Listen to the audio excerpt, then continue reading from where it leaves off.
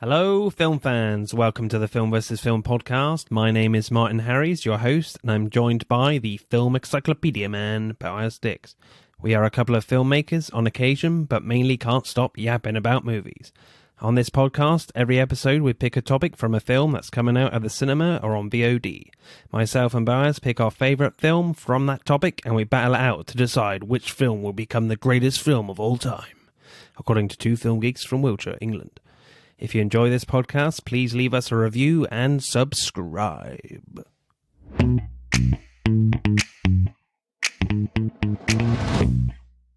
This week on the Sam Jackson and Hugh Jackman Obsessed podcast, as The Eternals is out on the big screens, we'll be having a look at our favourite comic book team films. And as ever, I am joined by Cyclops or Nightcrawler or whatever your favorite, whatever his favorite X-Men is, Mr. Boaz Dix. How are you, sir? I am Boaz Man. Boaz Best Man, hero of them all. Boaz Man. cool. Topical knowledge on comic books and movies. Cool.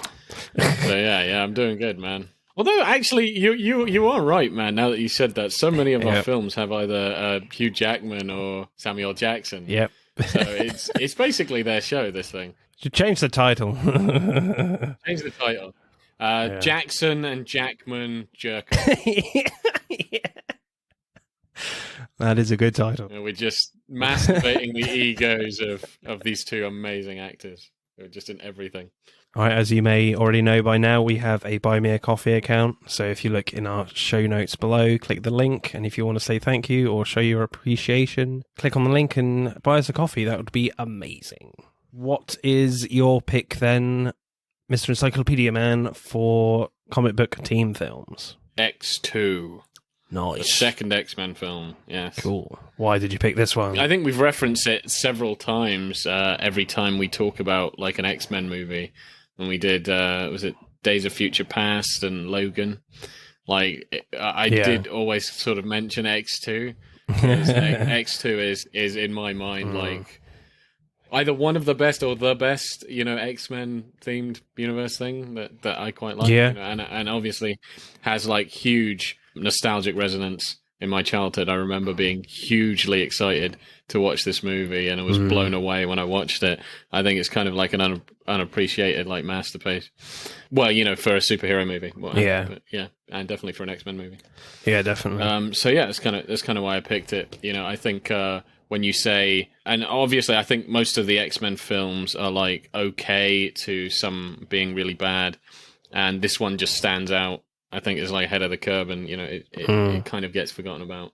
Yeah, this is like one of the first DVDs I ever bought, I think. I remember one time I've seen it several times before, but one evening as a kid, I watched X-Men 2 on DVD, and then I literally immediately watched the audio commentary straight after. Yeah, same. I've watched the audio comment. I think this was one of the first audio commentaries of any movie I've seen on DVD, where I was like, just whack on the audio commentary. Yeah. And I watched all the behind the scenes and everything. I love the DVD for this. DVDs of that era were just so cool, just packed with so much random stuff.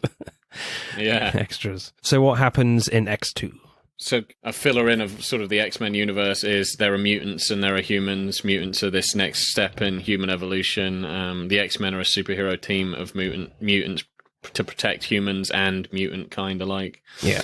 After the end of the first film, humanity, like the president and all that, they're a bit skittish about mutants. At the beginning of this film, that adds more fuel to the fire, where the president is almost assassinated by a mutant teleporter. So they have to try and find this teleport and work out. But it turns out this is all the clever plan of General William Stryker, a human military scientist who wants to eradicate mutant kind. So he uses this incident to further his agenda of capturing the X-Men and finding a way to kill all of the mutants. This forces like Magneto and his Brotherhood, the villains from the first film, to join forces with the X-Men to stop this conspiracy. Nice. This is like a tie between Days of Future Past with me in quality of the X-Men films. I don't think I can separate them properly. Yeah, I think I quite agree. I think they're very close in my estimation. And after this film, you had a lot of, okay to sort of like mediocre X-Men films. And then I think Days of Future Past, it took a while before the quality was like, oh man, this is kind of a return to form for Bryan Singer and stuff like that. Because like they messed up Last Stand. That was a bit of a mess. Yeah. And Origins was Wolverine. A bit quite bad. Yeah, that was just terrible. Well, Deadpool, my God, what did they do to him? Yeah, that was horrible. First Class was okay. Yeah. I liked it. I don't think it's anywhere near as good as like X2, but it's okay. It's fine. It's pretty cool. Yeah, it's fine. And then I think Days of Future Past, you're like, holy shit, this is like... Yeah.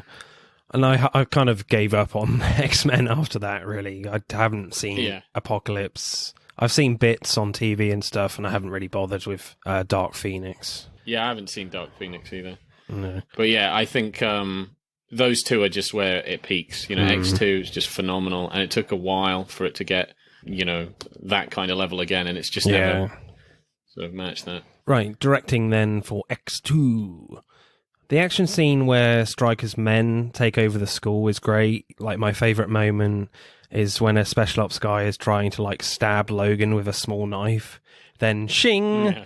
Logan's claws are out and he stabs the guy through the ribs really intensely. It's just a really great, introduction to Wolverine's action there. But there is a moment that feels a little dated to me where Wolverine dives off the balcony and takes out a load of guys, but then they kind of cut all around it, which I don't think you would do today. It's still fairly effective, but I think if they didn't cut around it so much, it would have been a bit more effective. Plus, when Colossus says to Logan, I can help you, and then Wolverine says, help them, as they're going through the secret escape door. And I was like, no, let him help you. It would be awesome. Yeah. Colossus just threw two guys through a wall. Yeah. It would have been so cool to just have like a little like tag team cameo in that bit. Yeah, that would have been cool. Have like a fastball special or whatever. Maybe he just didn't want to be upstaged. It's like, it's my film. Yeah. Screw you. Go save the kids. Yeah, Let me take the bad guys. Yeah.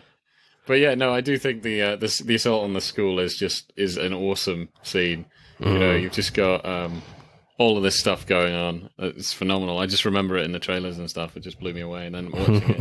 But yeah, Colossus turning, Wolverine. I love where he goes like stealth on a bunch of soldiers, where it's like, be quiet, and he's just killing them like nothing.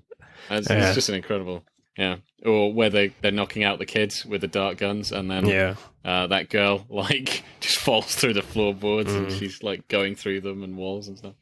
That was cool. One of my favourite scenes is when they're all in like the X-Men jet, and there's two F-16 jets that tell them to land or lower their altitude.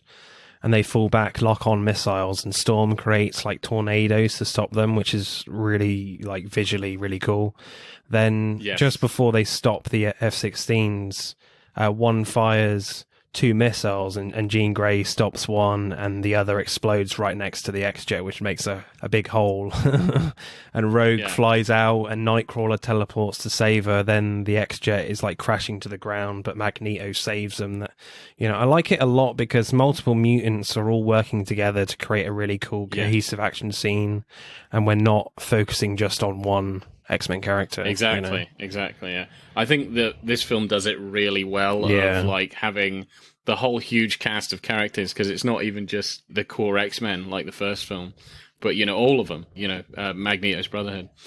And just everybody does something really awesome. So obviously everybody's going to go, well, Wolverine's going to do awesome things because he did most of the awesome things in the first one, but they just make everybody do like cool things and team up together, and it's just it is spectacular. And I think you're right, that jet scene was amazing, because you have Storm just doing some incredible stuff, Jean Grey and Nightcrawler and Magneto, and it's all pretty seamless as well. It is all pretty seamless. It all makes sense. You forgot to mention actually with the Storm thing, I love that, and I could never get, like, she calls down like dozens of tornadoes for the jets. And I even love that scene where Wolverine's like, "Have we got any weapons in this heap?" And she just turns around and her eyes are white. Like, You're like, she is the weapon. Yeah. yeah. But I like all the tornadoes are coming down, and she smashes a jet with 2 tornadoes, like one coming from the bottom and one coming from the top. Like I've never seen anything like that since, like a sandwich tornado. I thought, man, that's cool. They incorporate Storm's action really well. You know, there's that bit where she uses lightning to get Nightcrawler off from the rafters in the church. That was a nice touch there. And the way she freezes the room in the second Cerebro room to stop Jason. Yeah, Jason. Yeah. Not Freddy. Yeah, not Freddy. Although he is more like Freddy than he is Jason. He can enter your head and fuck with your mind, so he's more like Freddy. Yeah. I like the fight between Wolverine and Yuriko, played by Kelly Hu. The fight is really well choreographed, really smooth and stabby. And I think my favourite moment is when Wolverine stabs her with both claws in her stomach, and you discover she can heal too. And she puts both hands on his arms and then her legs on his legs to pull his claws out, and does this great like jump kick, which looks really cool. But what I really like was when she puts each limb on Wolverine, it's synced with the dramatic music beat to make her feel like really badass and really dramatic. Plus a great death when she's filled with adamantium, you know, and drops of metal come out of her eyes and nose. That was that was quite quite a nice touch there. Because Wolverine has always had, like, you know, the biggest action scenes in you know, physical fisticuffs or whatever, claw action in most of the films. And I still do have a huge soft spot for the, you know, Yuriko, Lady Deathstrike and Wolverine fight in this film. I just think it's incredible. I think it's my favourite one that he's been in. Like, even when we were talking about Logan and him fighting X-24, I still really like... And I just forgot how much I liked it until I'm watching it. Yeah. I'm like, damn, this is really good. Have you got a favourite scene then, or shot? So I would say one of my favourite scenes is mainly because it was a hell of a way to open the film, is the Nightcrawler attacking the president. Yeah, that's mine as well. Yeah. That is one hell of a way to open a movie. Yeah, so cool. That was absolutely phenomenal, yeah. That blew me away. And it still blows me away when you watch it again. You go, God, I can't believe they did all of this. It's just incredible. And it still holds up, you know. It still holds up. It still looks amazing.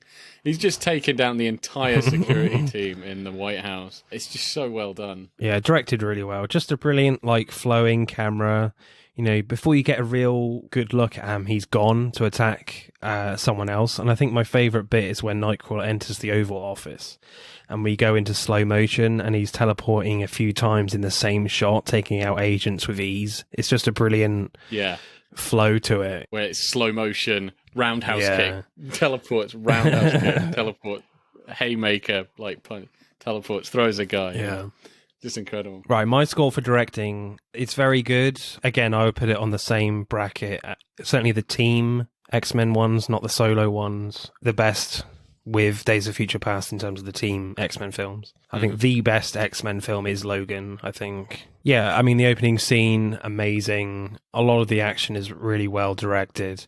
It's just that dive stunt is just cut together too much. So it looks a tad dated, so I'll go 8.6. How about you, sir? I could go on quite a while about, like, the action scenes, because I think we've only kind of scratched the surface. There is a lot of action in this movie. Yeah. There are so many scenes with so many characters, and I just think they're, like, the epitome of those characters. You're like, it's just amazing. Like Magneto's prison escape.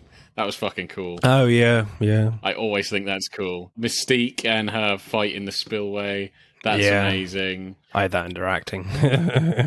Yeah, you can just keep going. There's so many really good fight scenes, like, just throughout the whole movie. And I don't think it feels like too much or it's overdone or whatever. I don't think they even outstay their welcome. It's like each fight scene feels unique and it has a particular character doing a certain thing. It's always quite interesting, you know, and, you know, Pyro as well. I mean, you just keep going on. There's a lot of cool stuff in this. Maybe like I'll go an 8.7 or something. Nice. Right, screenplay then. The structure of this film is really interesting because the film has one giant third act for me. Like, the whole last hour of the film is at Alkali Lake. Did you notice that? You know, Stryker's underground base. Yeah. You know, the first hour is all these different stories connected to Stryker's plot until they all come together and have to work together to take down Stryker. And I just love the confidence in the script to have the whole second half of the film just to be taking down, well, pretty much taking down Stryker. Just makes things very simple, and you can take time with, as you said, all the action scenes. You can take time with that and really go for it. Then what's interesting is when they stop Stryker and stop Magneto. When they stop Magneto. Oh, fucking hell, how do you say? Magneto. Magneto. It's an anime film now. The Japanese Magneto. When they stop Magneto targeting the humans and we still have 30 minutes left, the film becomes like a survival film right at the end because the dam is collapsing. You know, if they don't get out of there, they're all going to die, which certainly makes the film even more intense and ramps up the film's stakes even more, even after the main plot is basically finished, because none of the X-Men are safe at this point, you know? Yeah, I think I mentioned this about like fire sale. Like, if you've got an entire plot in one location, I think this does the same sort of thing. Is always change the goal. Always change the goal of the character every couple of minutes. I think this definitely does that, where it doesn't leave you bored. Oh, in Free Fire. Yeah, in Free Fire. Because I was saying about that, how even now, though that's a long time in one location with one sort of setup, the goal keeps changing, and that keeps you invested, where you're not like, okay, move along. I didn't feel like that from the second half, like, move along, because I'm like, yeah, they're here to stop Stryker, but it's like, okay, we're here to stop the machine at Cerebro. Oh, shit, we've got all these villains to fight, so we've got to do that, and you've got Lady Deathstrike and all these other ones. Oh, we got Cyclops to beat up, okay. All right, we're getting to the machine. Shit, the dam's busted. Okay, we've stopped the machine. Great. Now it's going to kill all the humans. It's like, oh, fucking hell. Like, now the dam has actually exploded and we're all going to die. So it's like, the goal changes, I'm just saying. That's a very exciting thing to do. I think it would have dragged if the whole thing would be just kill Stryker or whatever, or just stop the machine, and that was it for the last hour. Yeah. Then, I'm pretty sure it would drag, but it didn't because... You know. Yeah, the goalpost keeps changing, Yeah, the goalpost keeps changing, I quite like the scene where Brian Cox's character, William Stryker, is talking to his son, Jason, in his ear, you know, in his very own Cerebro room. You see Charles Xavier's got the helmet on. To Charles, Stryker's words are interpreted by this little girl, and when we are on Stryker and Jason, we just hear Stryker's voice. They change perspectives really smoothly, where at first the little girl just repeats what Stryker is saying, but then the little girl just says the lines as Stryker and Jason are behind Charles's shoulder. Then at the end, Stryker just says the lines and not interpreted by the little girl. It just makes the scene more dramatic as Stryker just says the last line, "Make me proud," you know. Because you've got like an interpretation there, Bryan Singer has the opportunity to just really play with what perspectives he can use in certain lines. It's just a really great device to just play around, and I think he pitched that perfectly in that moment, just to give that great moment for Stryker at the end, where you don't need to interpret it right at the end. Just make me proud, you know, because you've already established it at the start of the scene. Yeah, so I think it also makes the interaction quite personal, because you know you've got Charles in like an imaginary world, and Stryker talking to Jason, and that being interpreted, Jason talking to. But then it's almost as if Stryker is talking directly to Charles. Do you know what I mean? Like, yeah, definitely. You know, and I quite like that, and it's more personal because he fucking hates him. He hates me. He hates this guy. I think it's kind of better that you basically establish this stuff, but then you can dial it back because everybody's aware of how these rules work. So then it's like Stryker is talking to Charles. You know, Charles doesn't know that, but you know, that was a pretty good scene. Yeah, I agree. I really liked the little hints of what's going to happen with Jean Grey. It's just not sudden in the end, turning into the Phoenix, you know. She says right at the start to Scott, "My dreams are getting worse, Scott. I keep feeling something terrible is about to happen." Then when she explodes the last missile on the jet, her eyes burn red for a moment. The same thing happens when she stops Scott's beams under the dam. And I just like how they are very little clues, but they don't distract from the main plot. But it still has like a really impactful moment when she, sacrifices herself at the end. Because it's payoff. It's just paying off stuff. They do that a lot, where there's just little things introduced. Well, not little, but big, I suppose, introduced at the beginning, and then there's payoff. They do link into the main plot, but they are kind of like separate storylines. So even with another big one, so you've got like Jean Grey and her premonitions that something bad is going to happen, and her power as well just increases throughout the film. And then you have like Wolverine, and he has he's struggling. He wants to know how, he lost his memory and got claws and all that stuff. And he can't find anything at Alkali Lake. He recognizes Stryker, which he still doesn't know. And then I love, you get payoff, you get catharsis with that, where he confronts Stryker and stuff like that. I always remember that shot when he's coming down the tunnel and he's all naked and full of blood all over him. And it's like, bloody hell, I'm not sure you could have that shot these days. It's quite dark. I mean, like on Netflix, maybe, but maybe not. It kind of ruins it for me, like X-Men Origins Wolverine, because their version of that seemed terrible. Like,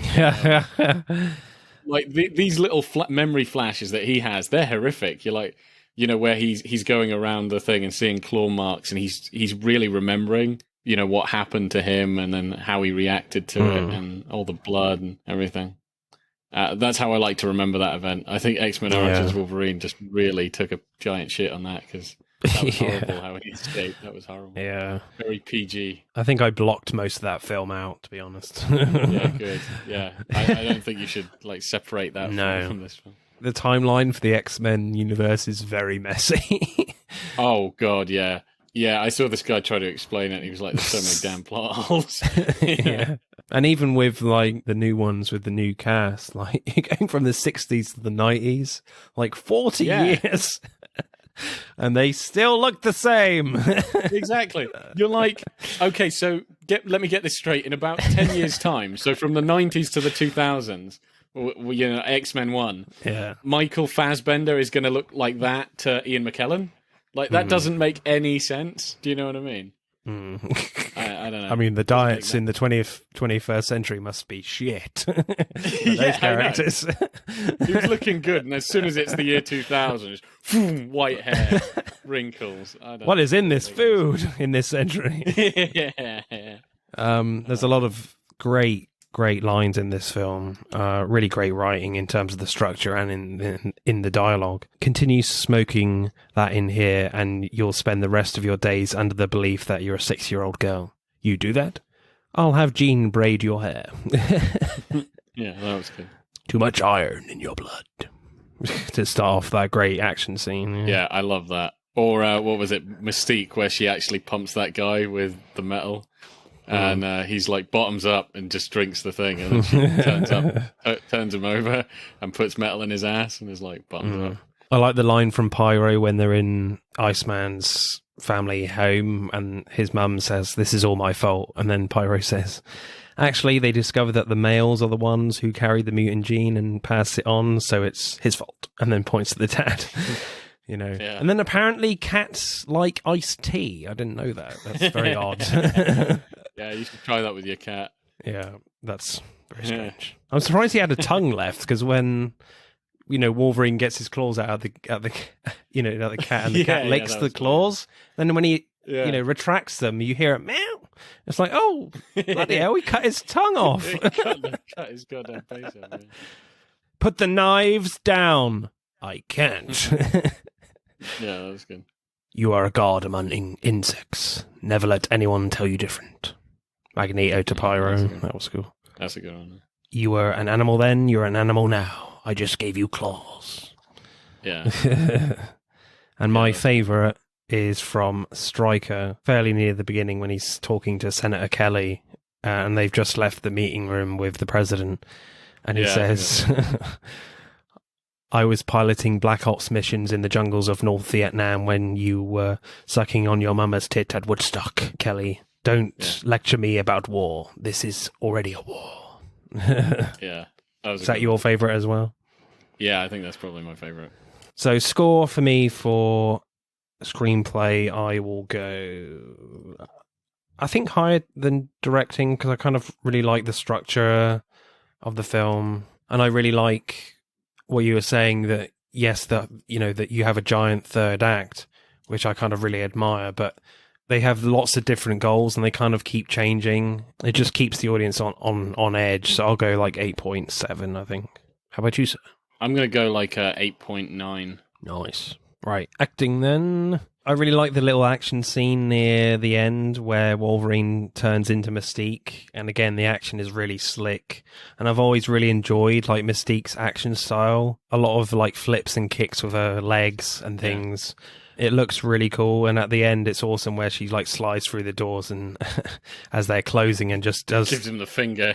Gives the middle finger, up as she slides through the door. That was quite cool. But in the third film, I was really pissed when she loses her powers in the third film, and Magneto just abandons her. I was like, what are you doing? No! Yeah, that sucked. Such a good character. Yeah, she is. She's absolutely incredible. She does like a bunch of... I think she's so cool in this movie. Yeah. Mm. Oh, and she tries to sleep with Wolverine. That's weird. She changes into like all the female characters. Yeah, and then even Stryker. I thought that was funny. Like, what do you really want? I actually remember the DVD commentary where they were talking, the director, like Bryan Singer and what have you, they were talking, and they got to that scene, and she's changing, into Jean Grey and into Storm and Rogue and stuff. And he's like, get out. And she's like, what do you really want? And she turns into Stryker. And Bryan Singer was like, sex with Stryker? That's a whole different movie. That's some fan fiction there. Yeah, I thought that was quite funny. I love the acting from James Marsden and Hugh Jackman after Jean dies. Wolverine keeps saying, like, she's gone. She's gone. And Cyclops is just shaking him, and Hugh just lets him do it.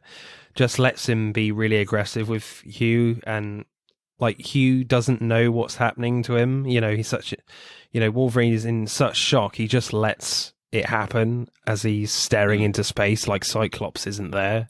Really emotional stuff from both actors in that moment. Really convincing. There's a great little moment from Patrick Stewart right at the end where he's about to teach a class and just looks out of the window. And it's really subtle look of astonishment. And then a student says, "Professor, is everything all right?"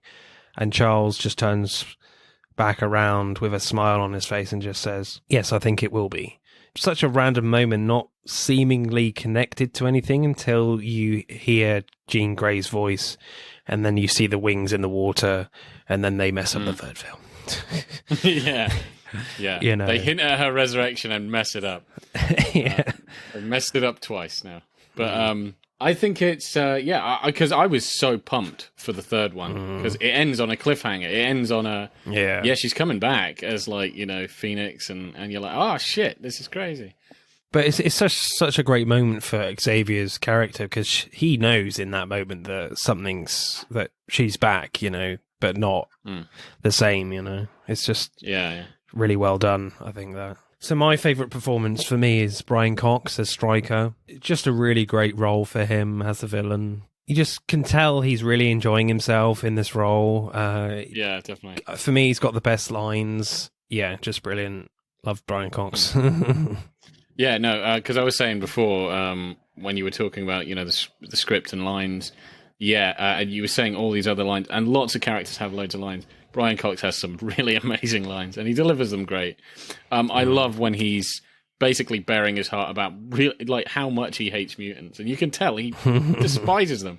Like, he's all been trying to be fun and games and a bit sarcastic most of the time, but he truly hates them, with a passion. And he tells that story about how his son, who's a mutant, is responsible for his wife's death. And he's very pissed off. He's very distraught. It's and I like that line of he brings in his son, who's now like this experiment to mind control mutants, and he's like, "What have you done to your son? This is your son." He's like, "No, Charles, my son is dead, just like the rest of you." And he just storms off. Yeah, really great subtle performance in times, and really intimidating at times as well. Yeah, love it. Yeah. Is that your favorite performance as well, or? Yeah, I think so. Yeah. I think Yeah. William Stryker definitely stands out to me as it's just like one of the best. And I don't think because they've recast him so many times now, and I still really pine for Brian Cox in the part. It's like I don't think any of these other guys can touch him. No. You know. So my score for acting, I will go. I think the standouts are Hugh Jackman again. I mean, he's always good in all the films we've picked from him. Our sixth one now. Yeah. Patrick Stewart, Ian McKellen, they're amazing in all the films that they've done for me. So I will go like 8.5. How about you, sir? Yeah. I'll go 8.6. Right, let's add up the scores then for X2, X-Men United. X2 gets exactly 52 points. That is a good score. All right, my pick then is The Incredibles, one of Pixar's finest films, I would say. Not sure I'd put it in my top 5, but it's definitely in the top 10, I would say. It is a good one. Why did I pick this one? Well, there was a lot to choose from, and we had done a few already. Like, I'd picked Guardians of the Galaxy already. I probably would have picked that one if we hadn't picked that already for comic book team films. So that was probably my go-to one. And there's the obvious, like, Avengers films. They're all amazing, but I think there's so much content about those films out there. And also, I didn't want to, like, admit that Boaz doesn't have a heart because he didn't cry at the end of Endgame, so that wouldn't be good for you. I don't cry at the end of anything, man. I rarely cry. I don't even think I can cry. Heart of stone. Yeah. I think I lost my tear ducts in the war. All right. In the war. Yeah. The mutant the war. Mutant War. The Great Mutant War. Boaz is secretly a mutant. Yeah. Actually, that would be funny if I was involved in X2. And so, like, I'm Boaz Dix, and I joined in the fight against Brian Cox. Cox versus Dix. Yeah. Oh my god! Sorry, yeah, I just had to. That is a very different movie. Yeah, I'm pretty sure that's X-rated. Those titles, yeah. Yeah, I'm not reading your fan fiction. God no. No. You will be appalled and disgusted. Cox versus Dix. My god. So when I, did my Google search for comic book team films, and when I saw Incredibles, I was like, yeah, definitely, let's pick that one. This is awesome. Yeah, so what happens in The Incredibles? Well, we start with these great interviews, which are really interesting, but the film starts proper in this kind of like 40s style era, a world of superheroes and supervillains where crime seems to be happening everywhere. And Mr. Incredible saves this guy trying to commit suicide through this building. He tries to stop Bon Voyage, who tries to blow up the building, and he gets away because of his number one fan. All of a sudden, the guy that he actually saved sues Mr. Incredible, and then there's kind of this snowball effect where this great newsreel footage where literally all these superheroes keep getting sued. So then we kind of go several years later where all these superheroes are like living among normal people. They've all been relocated and can't use they have to hide their superpowers. So Mr. Incredible ends up with like a normal job in an insurance company, in like a big office building. But then one day he gets a secret message delivered to his home, and it's about they need his help to take down this robot and test its weaknesses or whatever. And then so he pretends that he's going on these conferences and he keeps battling this robot. But then Mr. Incredible soon finds out that Syndrome was behind all this, and he has a James Bond, his arch nemesis. Yeah, a James Bond style plot to fly this robot over to the mainland in America and make it look like Syndrome is the hero by defeating the robot. So then he can become the leader of the new superhero era, if you like. We basically had all the previous superheroes murdered. Yeah. And there's only really the yeah, the Pars and Frozone that are left. Yeah. So then Helen Parr finds out through his homing beacon from the amazing Edna Mode. And then her kids stow away and they join the fight with Mr. Incredible and take down Syndrome. And then the Underminer at the end. Yeah. So yeah, it's a really cool like superhero story. Nothing we've kind of seen before in the superhero genre. A really nice spin on it. I love the elements with Bond as well. That was really nice. What do you make of this one? Yeah, man, I do have a soft spot for it.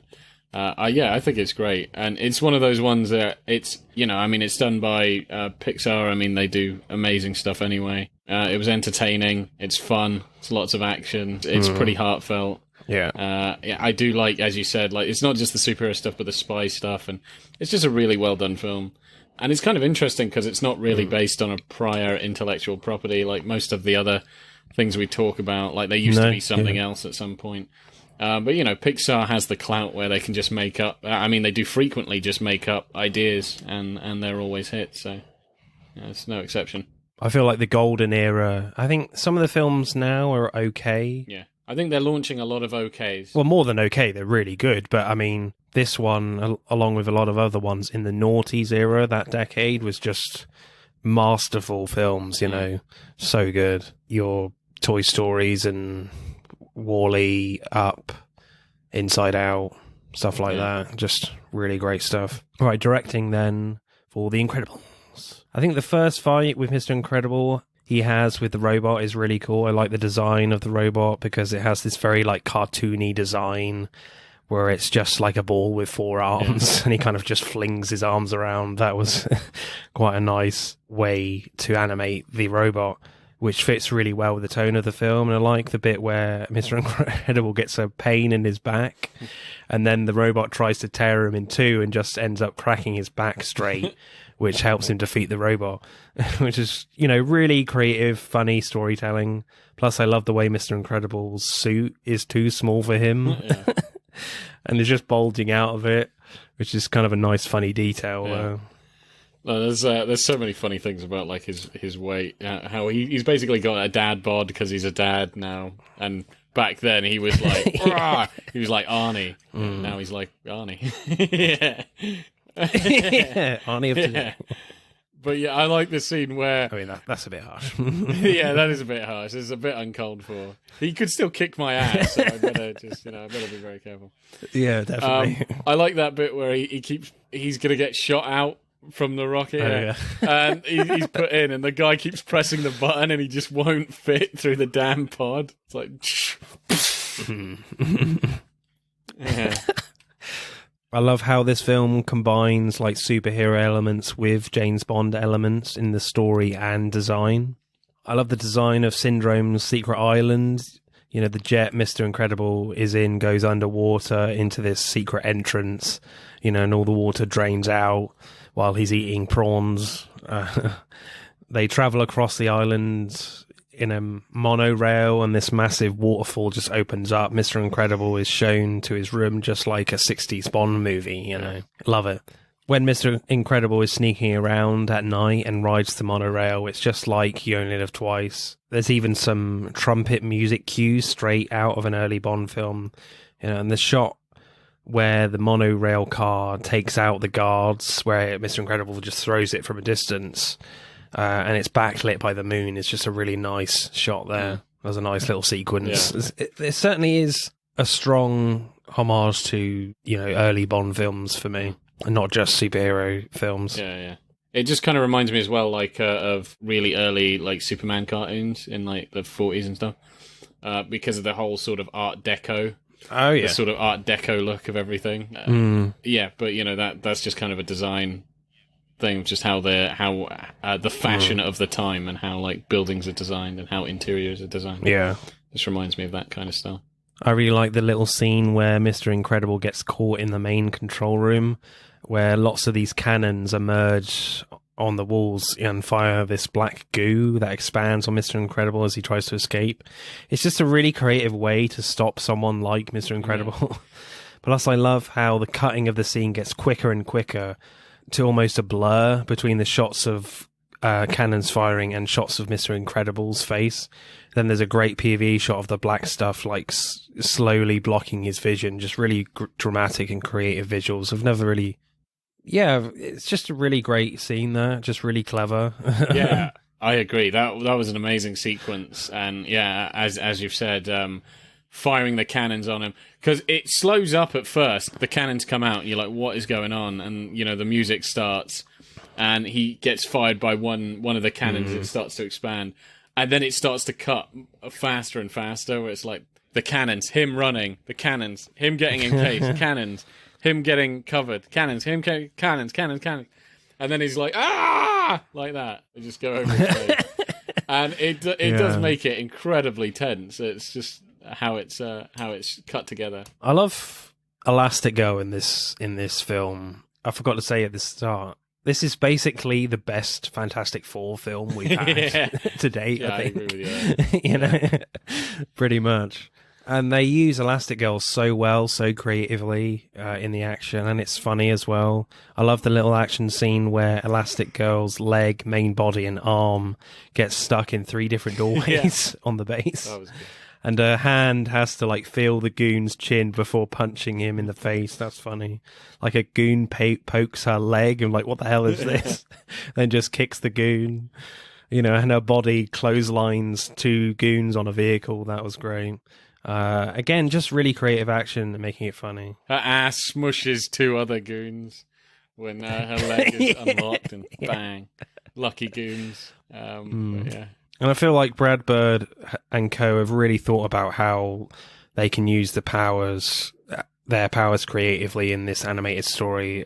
And being an animated film, certainly in individual moments with the characters, they've really thought about how they can use these characters in this animated world, where you can get away with so much more. You know, I would say one of my favorite, if not favorite, sequences is Dash. Is when Dash goes as fast as he can. That whole sequence was incredible with the running on the water and that's my it favorite. was amazing. It was just amazing. I still get chills whenever I see that scene. Yeah, because even talking about it, how the music is set up and everything for that scene, it looks visually incredible. He's running away. There's a real sense of danger. He's even getting hit, which is crazy. These guys are even punching Dash. And shooting at him, and I just love when he runs on water. That is just such an incredible moment because he's running. Yeah. There's water. There's these guys, and then the music just kind of cuts out, and he realizes, oh shit, I can run on water, and then the music comes back in again, like much harder than before, and you're like, whoa, this is incredible. Because he's being chased by goons in these like flying razor blade hovercraft thingies, and the action is so dynamic and thrilling because the camera is going so quickly and staying with the characters while the environments around them are going lightning fast. I think you can only really achieve this in animation. It's like you're on a roller coaster in that scene at some points. Yeah. Not to say you can't do this in live action, because it did remind me a bit of Return of the Jedi with the speeder bikes sequence. So, because they use a lot of undercranking there and then playing it at normal speed. So yeah, that's my favorite scene as well. I think all the action scenes even before and after that are really great, and even the big one with the robot in the city is amazing. It's a big set piece. I think they did a good job, but I don't think anything can beat like just the Dash scene in. It's so exciting, and I think also because it's from his point of view constantly, you're getting the world just rush by. It's like. Yeah, as you said, it does feel like it's a roller coaster when he's... that was really good. And I love the bit where... so he's running, and even how that sequence ends, where they have him cornered, and he doesn't know what to do, so he just stays still, and you think, he's screwed. And then you realise, when he's running, that's when he can actually stay on water, so he just sinks beneath the waves, and the ships just collide into each other rather than hit him. Yeah, that was great.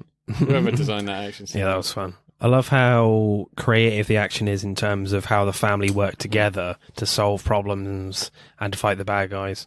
There's a great bit after the jet explodes and they're in the water and Elastigirl makes herself into like a boat and Dash kicks his legs in the water, creating like a living speedboat. While poor Vi is just like sat in the middle getting cold. But I feel like in the last fight, the whole family and Frozone, when they fight the robot, it's really cool in individual moments. I mean, I think the creativity just isn't as good when they work together. Very few moments when that happens, when they work together. It's more like characters are saving each other rather than working together. I get you there. Vi's holding a shield to protect Dash, or Dash is running around to find the remote, or, Bob is beating up the robot, or, Helen is throwing stuff at the robot with her elastic powers and Frozen. But yeah, I do get you. They're all separate. I wish there were more moments like, as you said, the speedboat one, but also, where Dash and Violet, like, she makes a force field and he runs with her to have this hamster wheel force. It's like, that was awesome. Yeah, they could have incorporated something like that. Yeah, I think they should have done way more of those kind of team moves at the last fight. I do agree. There are just very few where you're like, whoa, that's cool. But they happen way before the finale, and then the finale, they're just going at it individually. Yeah, not to say they don't work together at all. There are fleeting moments, like, yes, I said the speedboat bit, and like right at the end where Mr. Incredible literally throws Elastigirl to Syndrome. Oh, yeah, it's like a javelin. Yeah, that was good. But yeah, they could have had, like, Dash in the force field that Vi is creating and then, like, use Elastigirl like a slingshot or something. That would be cool. That would have been cool to get onto the top of the robot and do something like that. It's a shame because you don't have limitations in this world. It's an animated film. You can do what the hell you want. Whereas in, like, X-Men 2, there are limitations a little bit. Whereas I think the best action scene where these teams work together is in X-Men 2 and not in this film, unfortunately. Yeah, okay, yeah, I agree with that, actually. I would say. So, it just makes me really want to see Incredibles 2 again to see if that sort of thing is better. I don't know. I think I've only seen that film once, so I need to revisit that. Yeah, I've only watched that one. I've watched Incredibles a lot. I've only watched Incredibles 2 once. So, directing score, what are you going with, Boaz? I think it's visually very nice to look at. And it does have this sort of timeless, like old-timey but timeless feel to it. And it's very colourful and it's fun and stuff. Oh, God. Maybe like an 8.2? No, okay. I don't know. That's a bit strict, isn't it? That is a bit strict. I'm not sure where to put it, really. I'll give it an 8.5. 8.5. Yeah, I think I'll still go with the 8. I might go 8.4 because this whole thing in when we were talking about Hot Fuzz is kind of stuck in my head a little bit, where the best action scenes are at the end, where again this Incredibles unfortunately falls into the trap. It's in the middle. It's not at the end. It's with Dash. Dash is the scene. I would say Dash is the MVP. He's the most valuable player, and that scene with Dash, it's so weird that in the Incredibles, and there are great action scenes, and there's great stuff with Bob, and there's great stuff with Helen. We've talked about those things, and with the family. But you're like, that Dash scene should not be as good as it is. It's incredible. It's absolutely incredible. And you think the last fight is nowhere near that, and you're like, oh man. But yeah, no, I agree with you. Just like what we said in Hot Fuzz, like they did it perfect of having the best action scene, the best choreographed stuff at the end. Right, screenplay then for Fantastic Four. yeah. Alternative film. I really enjoyed the opening interviews of Mr. Incredible, Elastigirl, and Frozone. It kind of makes the world and characters feel so much more real and brings more detail and nuance to the world.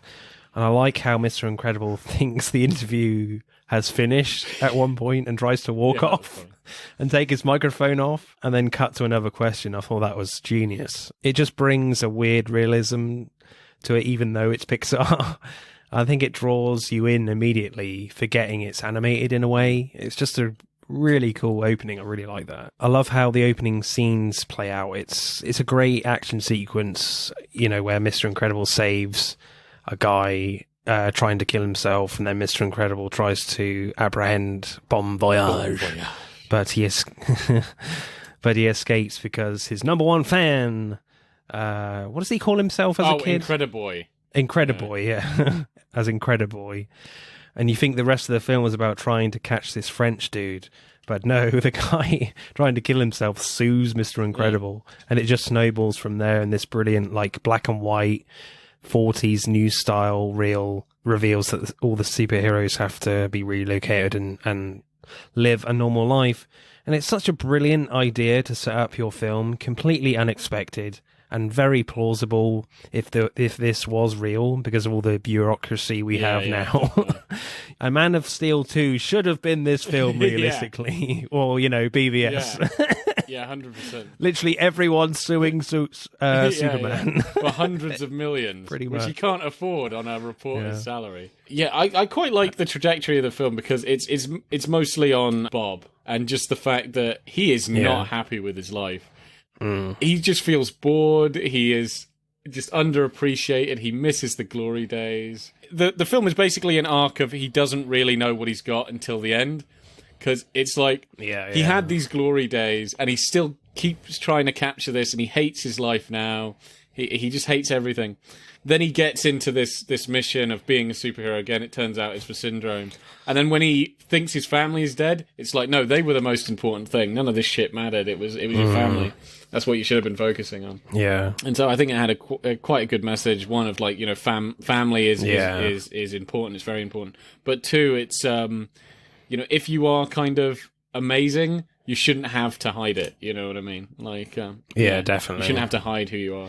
Because certainly the opening seems it kind of plays out like with the family dynamics that they're all really frustrated that they can't be themselves. Just in this film, they can't use their superpowers. And Helen Parr, played by Holly Hunter, the mother, is trying to keep the family together. Dash gets sent to the head teacher's office. Helen has to deal with that. There's a family argument at the dinner table where Dash is making fun of Violet because of a boy she likes. It's just like all normal stuff like you would expect in a family drama, but they're superheroes. I like when they're having the fight over it. Yeah, just very normal family issues. But it makes the film really relatable and makes you really care about these characters. Towards the end when they're, where they are in jeopardy. Even when Helen and the kids are in the thick of it in the story on the plane, and she has to phone the babysitter to check that Jack is okay and tries to send the sitter home and get a new one from a service. The family dynamics are always there throughout the whole of the film, definitely. All very like family issues from minute one to the end, I like when even they're in the rocket. Do you remember that? Helen is holding the damn minivan onto the rocket. And Dash is like, are we there yet? He's like, we'll get there when we get there. Yeah, I quote that sometimes. We get there when we get there. I love that. How you doing, honey? Do I have to answer? Do I have to answer? I like also when they're arguing on the freeway. We take the left junction. No, you take the right junction. Yeah, some great lines right at the start in the interviews from Mr. Incredible. Sometimes I just want it to stay saved, just for a little bit. I feel like a maid. I just clean up this mess. Can we keep it clean for 10 minutes? The way Mr. Incredible says, showtime. I quote that a lot. Yeah, showtime. That's a good one. Tell me where my suit is, woman. We are talking about the greater good. I'm your wife. I'm the greatest good you ever gonna get. Yeah. You didn't save my life. You ruined my death. My client has no comment at this time. Oh, I love... so when he gets fired, that is amazing. That scene is great. Yeah, his boss is a complete bastard because he's trying to help people that come to, for insurance and stuff. Yeah. I like that scene, actually, where you first see him with the time jump and he's at the office and he's bored to tears. And he's saying, to the old woman that they can't cover her, their insurance can't cover her. And she's crying, what do I do? And then he gives her, a pen and paper. I can't help you, ma'am. I really wish I could. If I would tell you to go see this woman and fill out this form and then do this and then do that. But I can't. I'm sorry. It's like... sorry, ma'am, I can't help you. Stop, pretend to cry, that was great. But yeah, and then he throws his boss through several walls. That was fucking awesome. That is the most badass way to quit your job or to get fired. Yeah, to get fired. Don't we wish we all could do that? Just grab your boss and throw him through several walls. Yes. Yeah, there's so many good lines. Nice of you to drop by. Never heard that one before. And my favourite character by far is Edna yeah. Mode. My God, you've gotten fat. Come in, come. This is a hobo suit, darling. You can't be seen in this. I want to mount. Yeah, she's brilliant. Completely bulletproof and machine washable, darling. That's a new feature. And of course, no caps. Which has become an internet meme now. It's everywhere. I think it's the only thing people remember. No caps. No caps. That is my favourite. Did you see that video of this was years ago where Madonna fell off stage? She tripped off her cape. She had this huge cape and fell down the stairs. And this guy just put Edna Mode there. Like, no capes. It's just incredible. It's an incredible thing. Brilliant. Oh God. That is so funny. Where was I? Oh yeah. Helen says to Edna, Jack doesn't have any powers. No? Well, he'll look fabulous anyway. There's a good one from Syndrome. You married Elastigirl? Whoa, and got busy. Yeah, I think Syndrome is an underrated character in this. He's pretty damn funny. Well, do you remember, because they keep talking before as well about how villains are so stupid that they monologue. Do you remember that, when he's talking to Frozone? He's like, he literally had me in his grasp, and he's monologuing about how I'm so much weaker than him and stuff. But I like how Incredible is like, buddy, and then he gets him to monologue, and he's explaining like how he became a supervillain. And then Incredible just throws a tree at him. He's like, you caught me monologuing, you sly dog, you know.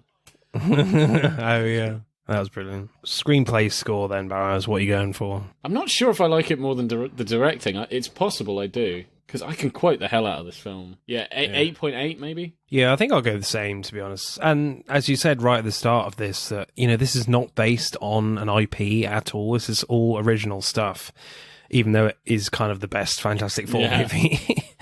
But just the way it goes, the whole time jump thing is genius. I've never seen that before in a superhero live action film.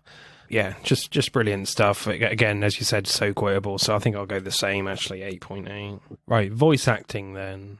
I love Wallace Shawn as Gilbert Hugh, the manager of the insurance company. Yeah.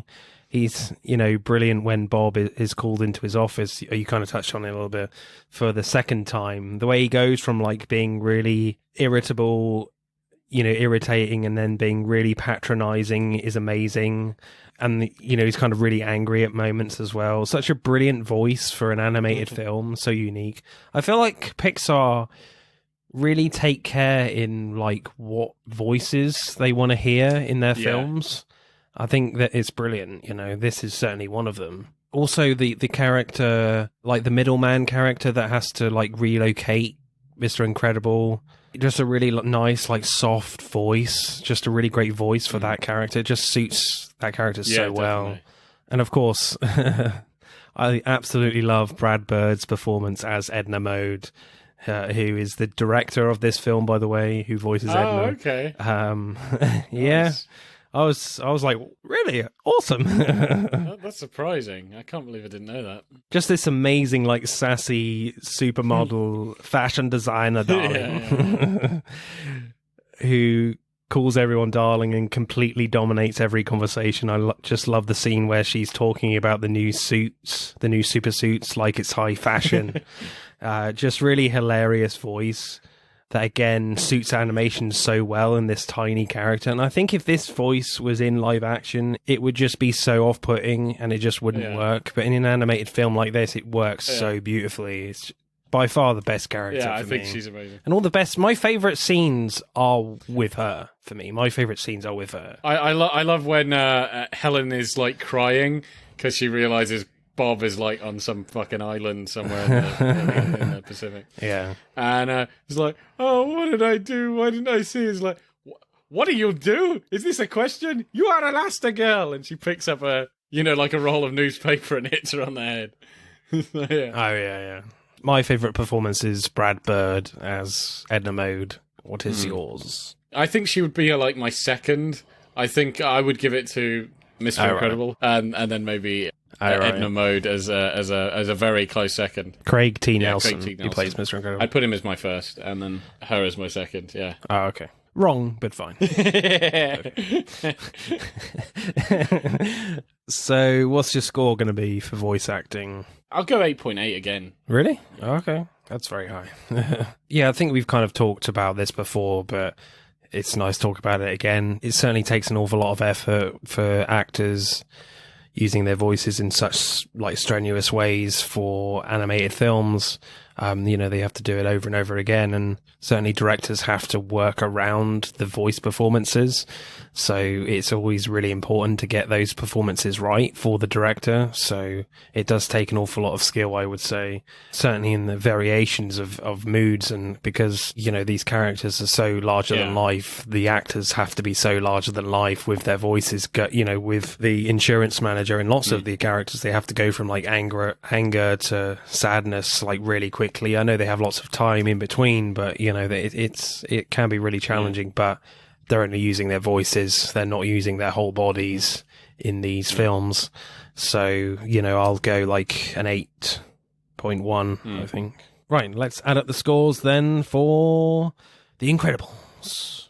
The Incredibles gets 51.4. So this week, X2 wins with 52. So very, very tight. Do you know, I just realised something. I realised this a minute ago. But X2 gets 52. X2 has a 2 in it. It ends in 2. So X2 gets 52. And 5 times 2 is 10. And the Roman numeral for 10 is an X. Am I clutching at straws? Yeah. No. My God. Boaz Dix is a great clutcher of straws, people. I have finally lost my mind. I think I've been doing this way too long. Yeah. My God. He's found his X-Men power. Clutching at straws. The clutchy dicks. The useless stat man. Yeah. I want him in the next Fantastic Four movie. Yeah. I just make the villain just kill himself, because he's like, what are you talking about? So X-Men 2 comes in at joint 23rd place with Miller's Crossing, and The Incredibles comes joint 26th with Call Me By Your Name and Fantastic Mr. Fox. Oh, okay.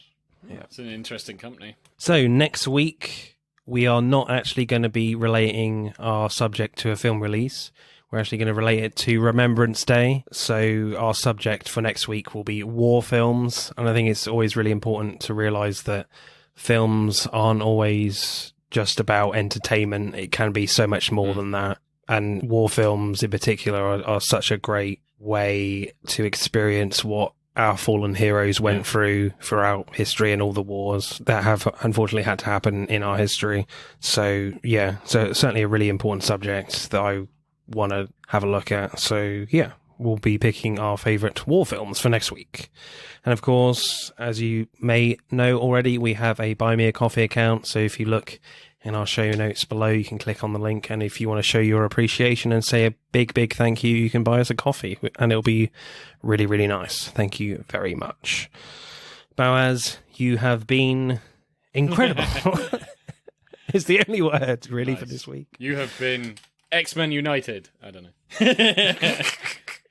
All right. Bye. That's it for this week's pod. Thank you for listening. We hope you enjoyed it. If you would like to find out more about the podcast or suggest future topics for us to discuss related to upcoming releases, let us know on Instagram at Film vs. Film Podcast and on Twitter at FVF_podcast. Remember, please subscribe. Pod signing off.